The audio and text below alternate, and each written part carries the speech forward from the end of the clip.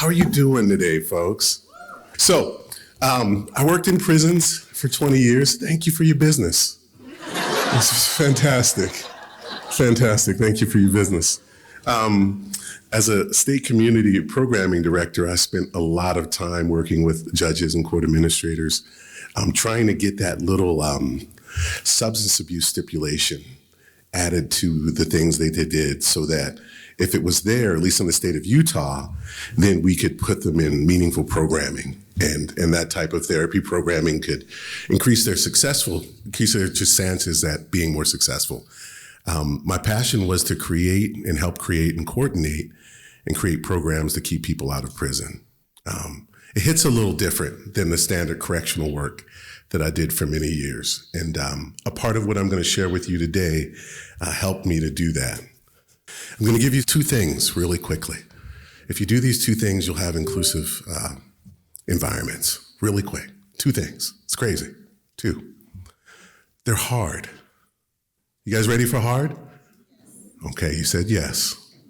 Okay, number one. Number one is to ask yourself, do people really matter like I matter? Do people really matter? I mean, I might be in a position that says I'm the director here, I'm the administrator here, I'm the manager here. I'm really important. What I say, you do. So when that's the case, when people are around me, do they matter to me? Do people have a sense that they matter to me? When people come to your office, are they like, all big-eyed, like, you called me for something?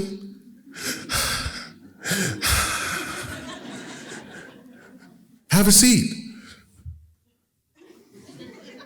Yeah, what'd I do? You know what I'm talking about? We've all had those experiences where you're scared of the people that lead you because you're not sure if you really matter to them. Okay, that's the first one. Do the people around me really matter? Okay, part two. Here's the second one. Do I understand my impact on those people?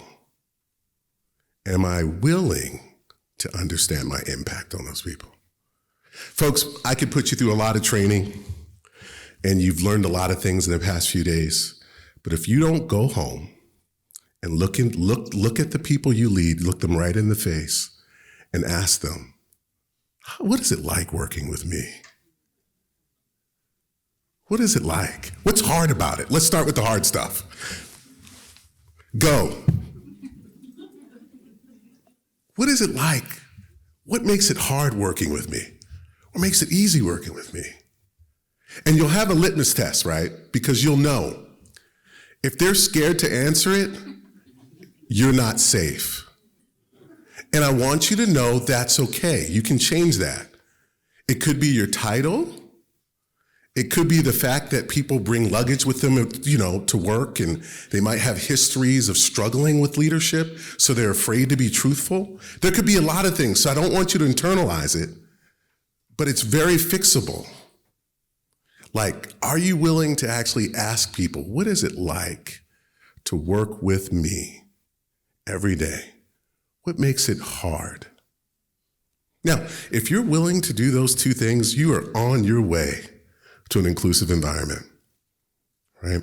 I'm just going to spend a little extra time talking about how you can do that, maybe simplify it a little bit further. What we have here is an inward mindset versus an outward mindset. And in the Arbinger Institute, we look at things from these mindset parameters, right? If I have an inward mindset, people don't really matter like I matter, right? If I have an outward mindset, I matter, but other people matter and I take them into account. I'll give you an example. Do you guys ever know a person that was like really nice? Just a real outgoing, nice person, and you were like, I don't trust them. You know what I'm talking about?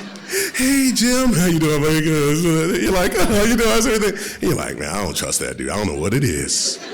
I don't trust them. You know? So keep in mind, it's not a behavioral thing. I could behave perfectly. I could read all the books. of leadership and know how to behave.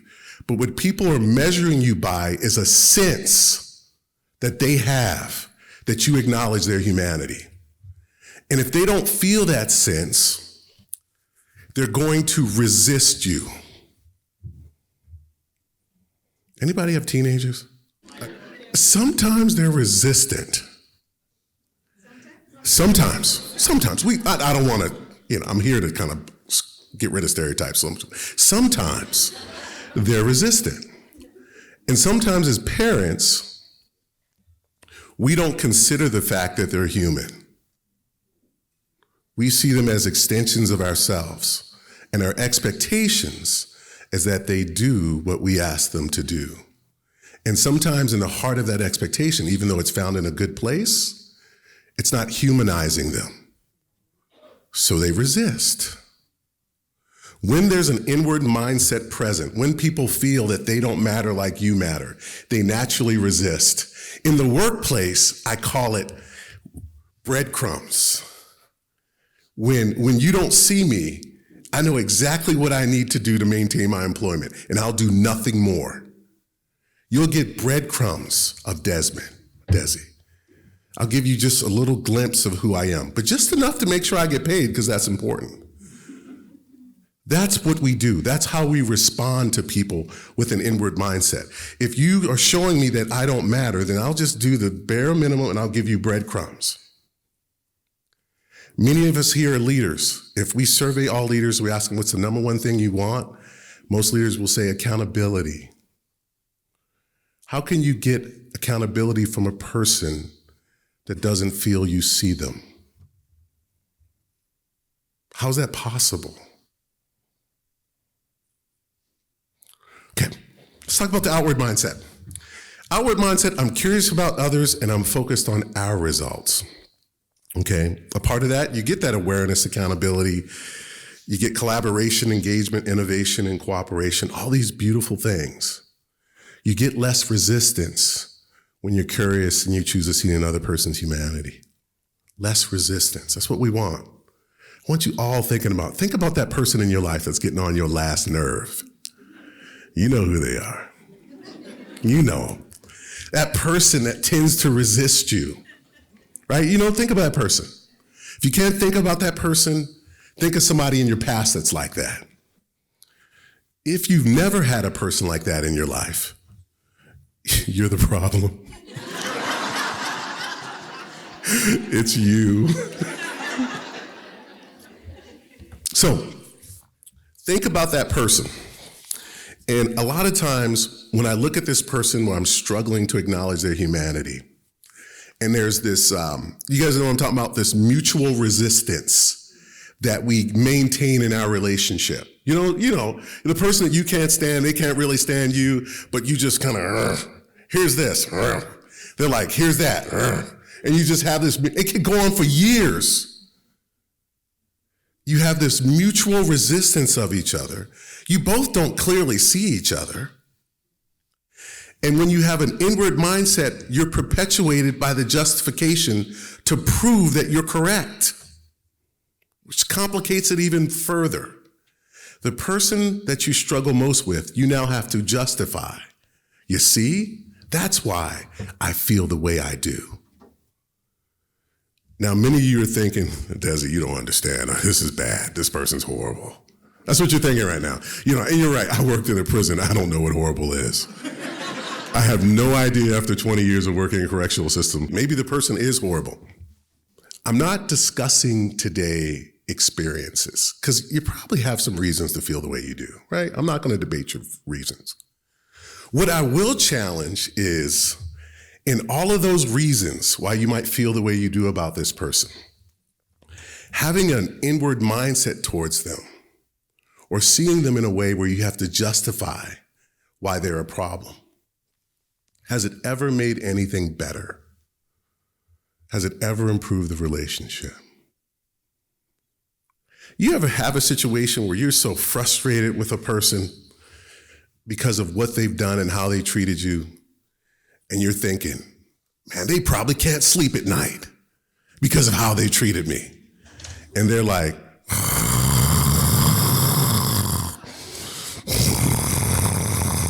right? Excuse me. That's what my wife has to put up with 25 years. Right? The reality is, right, a lot of times when people treat us poorly and then we fuel the justifications of why they're a consistent problem, in our minds, we complicate the issues. We make them even more challenging. And that person has no idea why we even feel the way we do. But we're resisting them. And like I said before, when people resist us, how do we respond? We resist back. I teach inclusion courses for a living. And my son's like, Dad, you're a boomer. And I'm like, what? You broke millennial? I mean, it just comes right out of my mouth. I just lash out. I lash out. I teach inclusion stuff for a living. But if you attack me oh, you're a boomer, I'm like, you're broke. Wait till you ask me for money next time. This boomer might not give you nothing. Right? But when we are challenged, we respond in certain ways. And so, like I said before, do people matter? Right? They really matter to me. Now, newsflash, please do not put yourself completely on one side of this or the other. It's a human dilemma. We're all going to fall on both sides of this. One of the greatest challenges I've seen in leadership is that leadership is filled with really good people who are working really hard. And because of that, they honestly believe that they're having a positive impact on everybody. That's the tough part of leadership, is that we have to humanize leadership.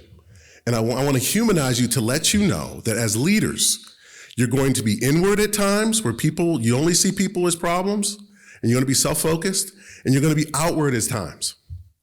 Humanize the process. Please, your life will be a lot better when you realize that maybe I'm not having the impact I think I am. Maybe that's probably why this resistance is the way it is, because I'm not having the impact the way I think I am. So what happens when I don't feel included? I feel isolated. I feel threatened. Check this out. Okay, I'm a therapist, and I do a lot of study on attachment. Okay, and attachment's really at the source of all kinds of trauma. When we have specific trauma issues, then it's very difficult for us to attach. And that simply means this, simplify it really quickly. When we struggle with attachment, our social engagement struggles. And what we learned is that when people don't feel included, they don't feel a part of the process, then they stay constantly in a fight or flight response. Constantly. And if I'm constantly in a fight or flight response, eventually that translates into long-term trauma. A lot of people, when we're looking at this fight or flight, what you may be experiencing, right, in some of these people that are resisting you, is people who have been constantly in this fight or flight response. There's an old quote that really changed the way I saw the world. And it was the founder of EMDR, which is something that I do. And the founder said, what you see as erratic and dysfunctional behavior is a person who's experienced trauma trying to do the best they can. Trying to do the best they can. A part of psychological safety is intentionally creating environments. So no matter how people attach, whether they have healthy attachments or unhealthy attachments, there's an environment of safety where there's an invitation to be seen.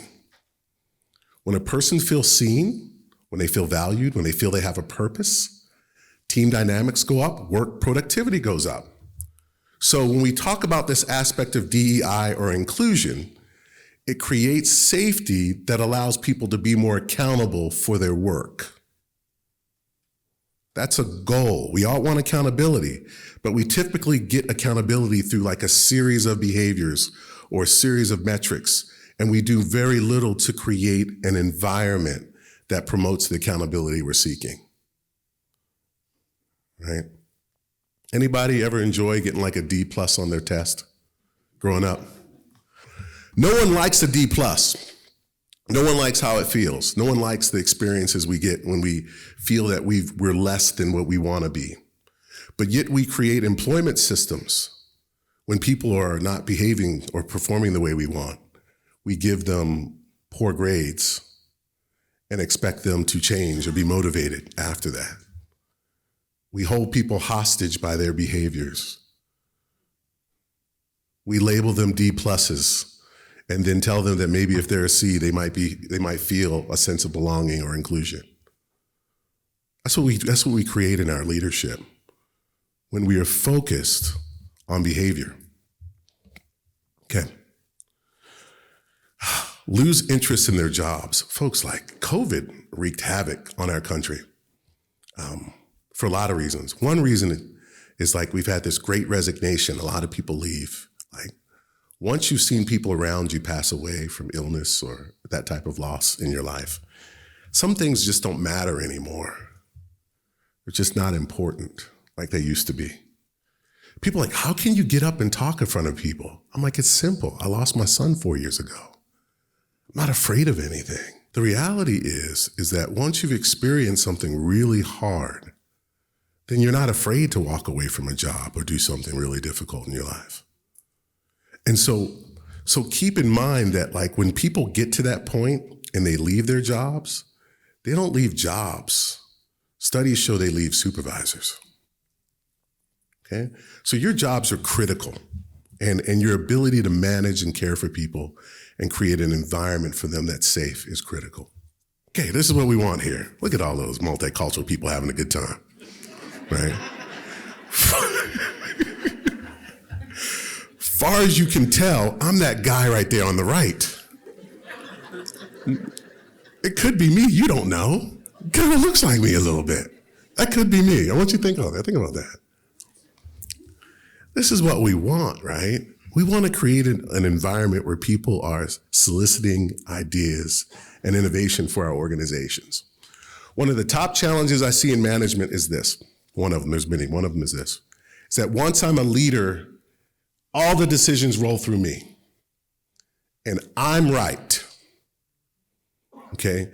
And when that's the setup, you'll never see innovation in your organization. Sometimes your idea that you're the person leading and everything has to stop with you stifles innovation. And then you'll go home and you'll go, oh, my phone is ringing again. Oh, what is it now? You get anxious on Sunday nights because you know Monday's filled with issues. I used to go to work at 5 o'clock in the morning on Mondays because I could get all of my work done between 5 and 8 in the morning before people showed up. I get so much work done until people showed up. And so our idea to create innovation is another idea the idea of innovation is fueled by my capacity to recognize that the people around me matter. Their decision-making matters. And if I encourage that and take that into account, I'm more likely to get innovation. Now, keep in mind, it doesn't mean people get what they want. It just means they're heard and they're valued. It doesn't mean you can't still make the decision. It just means there's a process that you've systematically normalized that encourage people to bring their best around you. Have you systematically created a system where people can bring their best around you? That's what DEI means. That's the definition of DEI. It includes you. It includes you, everybody. Your background, your colors, your age, your gender. You are a part of the process because you're a part of the innovation in your organization. And if your DEI methods don't represent that, then they're going to struggle. People are going to struggle. I work with an organization and they're like, Desmond, we have to increase our numbers. We have to increase our numbers. And I'm like, well, let me do some evaluative work. I did some evaluative work. I'm like, you have a challenge here. They're like, what? I'm like, the people that look like each other hate each other's guts. You're homogenous groups of this organization. You don't like each other. So if I expand it and bring multicultural people into this organization and your base foundation is you don't like each other, how's that going to work? That's not diversity. That's a bunch of diverse people coming in and 6 months later leaving. That's not DEI practices. So when we start these practices, we have to start them in a way where everyone matters. We build a foundation and a culture where people matter, innovation is present, and then our capacity to bring in diverse people they'll come and they'll stay. Okay, so real quick, I want you to think about your current culture from inclusion and belonging perspective. Think about what's working, what's not working, right? That's your current culture. What we traditionally do is we have behaviors. I want you to think, what are the behaviors that are creating the culture? What we want to discuss today, briefly, is our mindset. Our capacity to create a meaningful series of results is about how we see another person or see a project. Here's the thing. I know how to keep my job. I know what to say. I know what not to say. You'll give me a series of behaviors. All right, our new DEI process, these are all the behaviors. I'm gonna keep all those behaviors. I know exactly how to maintain my job, but my mindset still is, you don't matter like I matter. What's gonna happen to your DEI efforts? If your DEI efforts are behavioral focused and we're not addressing mindset, defined as how a person sees and regards another human being, how does this work? How does this work? Go ahead, give me a series of behaviors. I know how to, I can step and circle and spin my way to my retirement and still not care about a soul or my impact on that soul, ever. I'll give you a little advice. This one's on the house. We have interview and promotional programs and questioning that do not hold people accountable for their impact on other people. We promote them because of their competency. We promote them because they work hard and they seem to always be in the office, but we don't measure how they're impacting the people around them. We're promoting people and the people around them are like, oh my goodness. Oh, John just got that promotion. Sorry, John, if you're over here, you're still a good human. The dude lives here. He's gonna expect all of us to live here. And so if we don't have questions in our interview process like, hey, tell me a time when you helped one of your peers improve themselves at work. Tell me a time when there was a project and you had to bring people together on your team in a way where you had to listen to them and learn from them to improve the processes to move them forward. If we don't ask interview questions where people are actually being measured by their impact, then we'll still be hiring these people that are very high in their capacity and efforts, but they are wreaking havoc on the people around them. And people leave. All right? That's why mindset's important. Because if we don't have a certain idea of how a person is seeing and regarding other people, and we're promoting people without an assessment on how they see and regard the people around them, we'll be promoting people that are going to have a negative impact. And then as leaders, we're going to have to do a lot of cleanup. A whole lot of cleanup. All right. So this is what we want to do. We talked about that common approach where we prescribe the necessary objectives. It's something that is needful in DEI work. We want to have objectives. We want to have behavioral approaches on how we want to treat each other. But recognize if we stop there, we're going to build tolerance. As a person, I'll just tolerate you. I'll just follow the rules and tolerate you. And we all know what it feels like to be tolerated, right? Anybody does not know what it feels like to be tolerated? Catch me after end. I'll totally set you up. We all know what it feels like. So we don't want to create, if we create all of these great DEI methods and objectives, and they're all based upon behavior, we'll have a room full of people trying to tolerate each other. and no one's truly seeing each other. You'll see that evident by some people, because of our new DEI perspectives or objectives, people are afraid to talk anymore. I don't know what I'm going to say.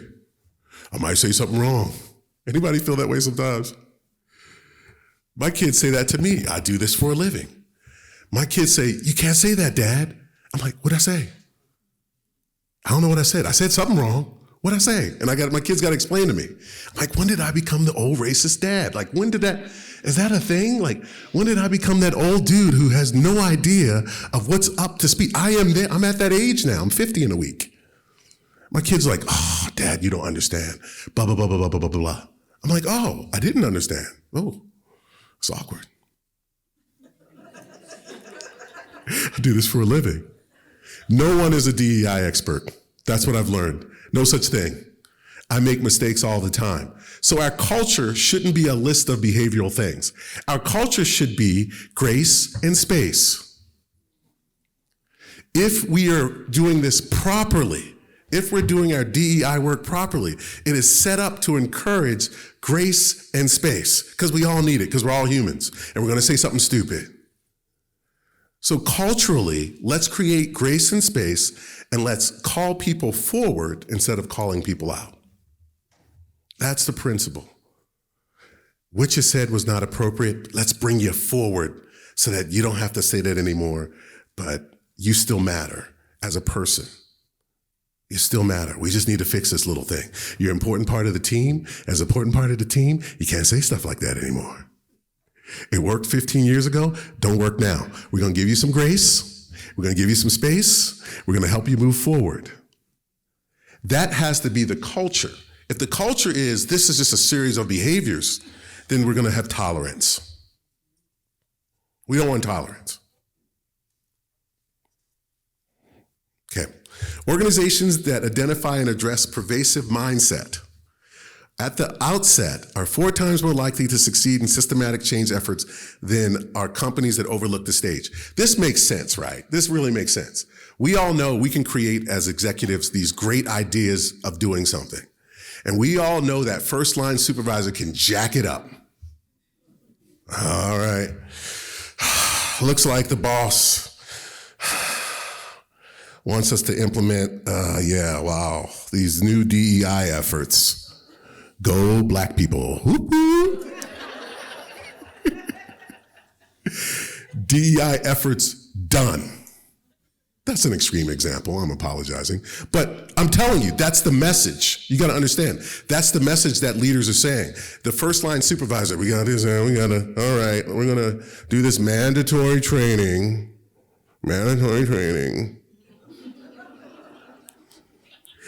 Here's the answer key. I already took it. Come on, guys. I worked in the government for 20 plus years. Come on now. You know what I'm talking about. We're going to do mandatory training. Here's the answer key. I need it done by the end of the week so I don't get in trouble. That is the mentality of a lot of our DEI efforts across the country. And then research shows, why are DEI efforts failing? And the research states that people still don't feel seen. They don't believe that their leaders will do the right things for them. They don't believe they have an important part of the process of their work. Harvard Business Review, why do DEI efforts fail? You can look it up if you want. And literally it comes back to, with all of these efforts, I don't feel seen. That's a challenge. It makes sense. If I've got a pervasive mindset and it's not addressed, I'm going to wreak havoc on your culture change. So the reality is, our ability to enhance the type of culture change we want is to address those mindsets with a lot of humanity. Humanity breeds accountability. Make sure you write that down. Humanity breeds accountability. If I treat you as an object, I let you off the hook. If I treat you as a problem or an object, I'm letting you off the hook for your accountability. By humanizing you and making you an important part of the process, I'm demanding you elevate. Sometimes the work we do is counterintuitive, folks. Please listen to me. The person you struggle most with needs to be humanized. It's hard to do it because I know they're making a lot of mistakes. It's hard to do it. But until that person feels that they're an important part of the process and they matter, it's going to be very difficult to solicit change. And that's just your responsibility. They choose whether they change or not. As leaders, we create a human environment that encourages change, that encourages accountability. All right? Some of you are thinking, what does this have to do with DEI? Everything. Everything. It's at the heart of it. Okay. So, with our Arbinger mindset model, to be brief, as we move mindset, behavior comes along with us. Just imagining moving behavior and mindset still staying here. What's going to happen to that behavior eventually? Right back. We see it all the time. Oh, we tried that 12 years ago. You ever hear that as a leader? People have been around for a long time. Their mindset's not right. We tried that 12 years ago. We tried that 5 years ago, blah, blah, blah, blah, blah, blah, blah. If I focus solely on behavior, I'm going to struggle. I have to have that idea of mindset and let that mindset lead me. Okay. I want to make sure I save a little time for any questions that you might have. So let me cruise through this real quick. There's 3 types of solutions, all right? There's the compliance-focused solution or the check-the-box solution, right?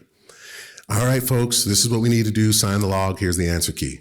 There's the policy and training solution, which is like, we call this solution, somebody screwed up. So we call this the Desmond policy or something. We usually name it after somebody. Somebody did something so egregious that we now have to create a policy. That's, and now we're going to train because someone screwed up. And the third type of solution is addressing and shifting underlying mindsets, how we see and regard others. I was in Abu Dhabi like 3 days ago. It's been a long travel. And they have a Louvre there, like a museum, and they walk you around. And this lady was like, all right, you need to understand something about life. No matter where we come from, no matter what we experience, we have life, we have death, we have mother and fatherhood, we have families and relationships and experiences, and then we pass on. We're all very much the same. And so when you go through the Louvre in Abu Dhabi, you'll see something from Europe, something from Asia, and something from South America, all in the same thing. Like, it's very inclusive. Hey, this is what a burial necklace looks like in these 3 cultures around the world. This is what a baby's shoes look like in these 3 cultures around the world. By the time you leave that museum, you're like, man, wow, like, people are amazing. All over the world, our attempts to live are amazing. That was a mindset change for me. I walked in that museum thinking, oh, here we go. Where's the Egyptian section? Where's the European section? Where's the Asia section? Where's the, like traditional. And I left going, wow, and that was really different. Like you can actually celebrate so many different cultures in the same space. It's different. Our ability to create environments where a person can sit in front of another person and see their humanity heals environments. I read there's a Netflix show, everybody like your Netflix show, called The Blue Zones. The Blue Zones, I don't know if you've seen that. They said loneliness accounts for 15 years of loss from your life. 15 years. You can take vitamins, you can work out every day, or you can work on not being lonely and you live longer. 15 years, folks. We are in a loneliness epidemic. We're around each other, but we don't feel seen. Can you imagine a work environment where I work with you, but I don't feel seen? And I have health issues. Loneliness attributes to a loss of 15 years off of your life. Please watch that. It's really good. If you haven't seen it, it's really good. Talks about the importance of community. People live longer with community. We don't have to be best friends. That's not the requirement, leaders. We create communities that encourage people to feel seen and valued. And they live longer. They work harder. They contribute better. Behavioral approaches and mindset-driven approaches. If I have a behavioral approach, I address bias and discrimination experienced by a few groups. If I'm looking at it from a mindset, I address intersectionality and inclusion in all groups. Everybody here, at least most of us, have experienced what it's like to be objectified. Just about everybody here. It's a human experience. Everybody here. So why not have a discussion at your table about what it's like to experience objectification? Everybody here know what it's like to be in a situation where they haven't felt seen. Many of us know what it's like to work somewhere and we sit in the car before we go in and we're like, I can do this. I can do this. Before we get out of our cars. Many of us know what that's like. So if I'm looking at it from a situation where everyone matters, then I'm going to create environments where we can have those discussions. Okay? I talked about it earlier. Instead of calling people out for lacking understanding, we call people in. Grace and space. We create enthusiasm for improvement and a psychological safe work environment. We no longer promote shame at work. You guys know what shame is. There's Jim over there. Late again. Man, I wonder when we're gonna do something about that. Definitely not a team player. Man, we gotta do something about Jim. This is a mess. We do it. We have socially acceptable ways of shaming people in society. Socially acceptable ways of shame in our society. We do it all the time. So if we're not more self-aware of that process of shame, then how do we create environments where belonging is present? 60% of your team feeling belonging is not enough. Not enough. We focus on self-discovery through participation and dialogue instead of focusing on information transfer resulting in passive learning, right? Something I suggest, like when I was a leader and I learned about this programming and I did this training, I started asking people, all right, this is what we need to do. This is blah, blah, blah, blah, blah. Any ideas? This is what I think. And before I'd finish any conversation, I'd look at my staff and say, what did I miss? Just gonna listen for a while. You've heard me. What am I missing as a leader? I know I'm missing something. You folks are there on the front lines. You tell me, right? I got out of the business of just transferring information and just saying, deal with it to my mid-level managers, and started to create an up and down cycle of information to promote innovation. It's very hard to do when a lot of you have a lot on your plate. And I gotta acknowledge that. And thank you for what you do. Man, court management, whew. Thank you for what you do to create innovation and peace in your organizations. You have to create environments where people help you fill in the gaps. And you're not afraid of not knowing everything. All right. We talked about behavioral modification versus mindset and behavioral change, that idea of tolerance. And then anytime we do training, we want to get out of the role-playing bits and try to create environments where we're authentic. I want to share a video with you, and then I'm going to let you have a little communication with each other. This is a video from our Outward Inclusion program. It's one of my favorite. And it's going to talk about suspicious scripts, okay? We all have false narratives in how we see people. And we have to learn to challenge those scripts, okay? So I'm going to show you this segment, and then you're going to have a quick 5-minute discussion, and then I'm going to finish up. I must know the truth very exactly if I am able to conceal it from myself so carefully. Jean-Paul Sartre, French philosopher.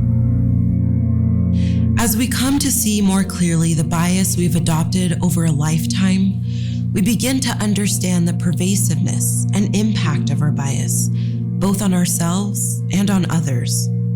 Both the better than and the worse than bias are lies. Lies about ourselves and about others who we see in comparison to ourselves. To believe the lie that we are better than or worse than others requires that we stay blind to their needs and hopes and challenges. This blindness is most easily preserved by hiding the reality and humanity of others behind a stereotype. Now, we've explored how deeply our bias may be socialized, and for some, like peers, so deeply ingrained and so constantly reinforced that we seem to not even see it.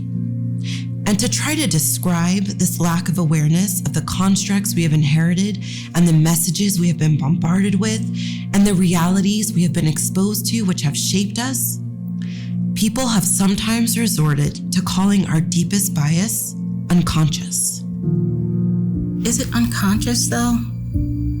It's kind of like when you're watching a movie, you know, and there's what do we call it? It's like when you give yourself permission to believe a lie.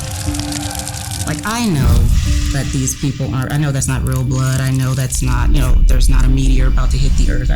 I know all that, but in order for me to enjoy the movie, for me to cry, for me to be scared, disbelief. For me to, you know, I have to allow myself to suspend what I actually know to be true if I want to enjoy it, you know? If I want to enjoy the movie, I have to keep myself from facing the reality that what I am enjoying is based on a fiction or a falsehood. To keep myself from facing the truth, I have to consciously know the truth deeply. Otherwise, I wouldn't be so motivated to hide it from myself. Even as a teenager in South Africa, peers could begin to see that this was at the heart of what was really going on. I couldn't understand why my family were very pro the advantages of South Africa, but they would then say how apartheid is wrong. And I couldn't understand how you, on one hand, saying that all people are created equal and everyone is human, but then we live in a society that's so imbalanced, but you're very pro the society that's imbalanced. Things like that started to, particularly as a teenager, go, but something's not right here.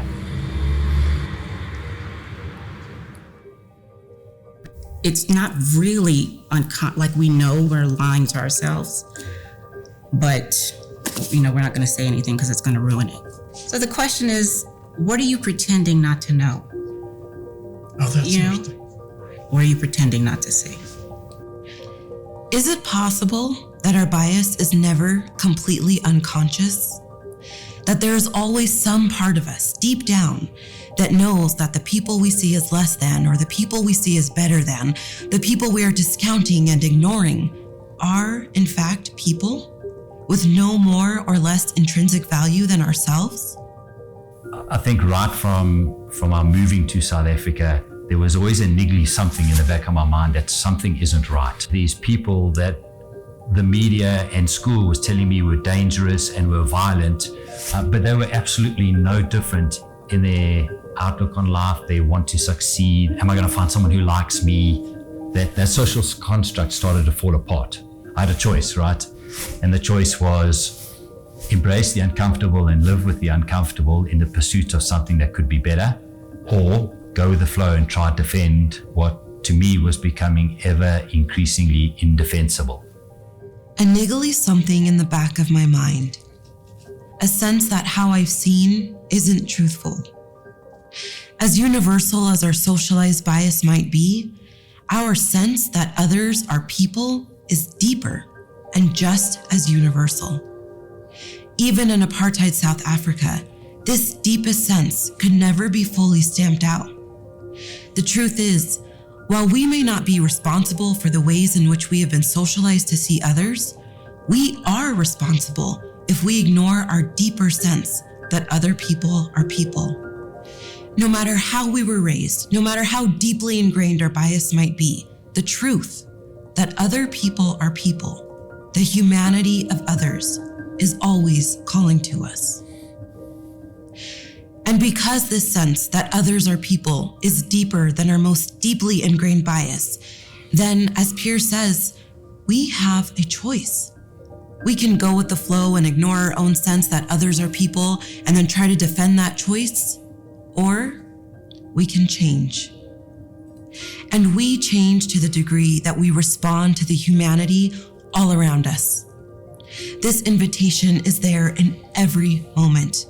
This call to disregard the script that we've inherited, this script that reduces others to mere stereotypes, like actors in a play reading a predetermined part, and instead respond to the rich individual humanity of others.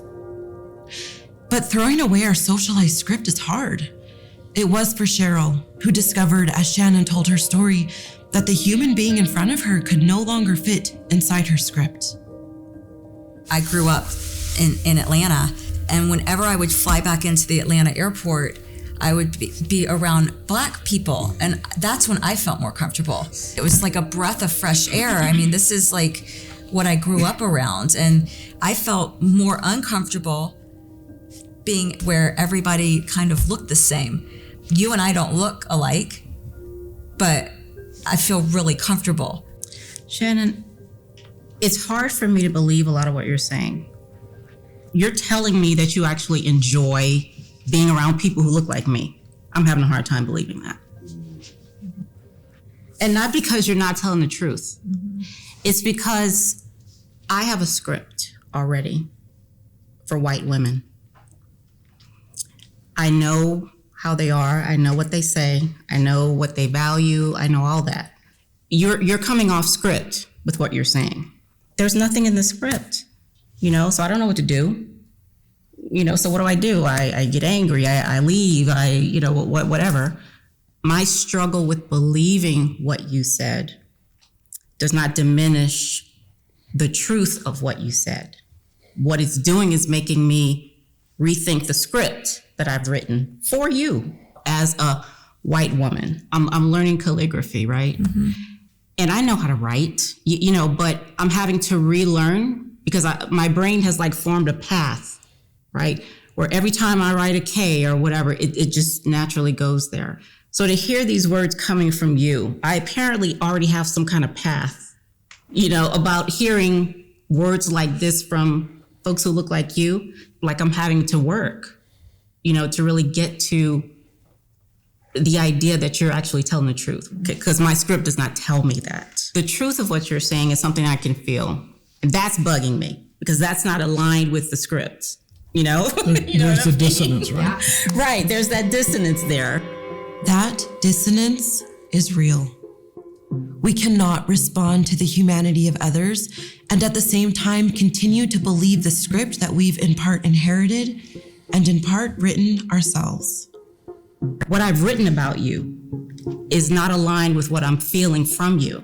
That truth is trying to come through, that the false side of me that I had to, create in order to make you something that you're not is starting to break down, and that's bothering me, Good. You know what I mean? It needs to. That's what we want. No, but it's like that, the part of me that's trying to become real again, for all of the stories I've been telling about all of you, there's going to be some it's gonna hurt. It's gonna feel weird, and and I'm gonna need some support for it. All right, I got 3 questions for you. It's your homework. It's good homework. 3 questions. I want you to ask people, you're leaders, ask people these 3 questions. Question 1, how does someone in my role affect or potentially affect your ability to feel included in the organization? There should be an L there, my bad. How does someone, take pictures. How does someone in my role affect or potentially affect your ability to feel included in the organization? Next question. From your perspective, what are ways to build inclusion in our organization? And the last question is actually a conflict resolution question. And doing all my DEI efforts and research, I figured the number one of the toughest debilitators of the DEI is conflict. So I put this question in there. At some point where there's conflict between us, what does appropriate feedback look like to you? So as a leader, I don't have to cross-culturally guess or do all that. At the beginning of our relationship, I'm getting a clear understanding of what appropriate feedback looks like. Take those 3 questions home, ask them, and start a meaningful, mindful, inclusive experience in your organization. Okay? Thank you so much. You folks are amazing. Scan that if you want more information. So if you need more resources, more information to contact us, go ahead and scan the QR code and fill that out. I'll see you all in New Orleans. We're going to continue this conversation in New Orleans and have our breakouts. This was the setup. In New Orleans, we'll do the breakouts for an hour. Hopefully this was helpful. See you later.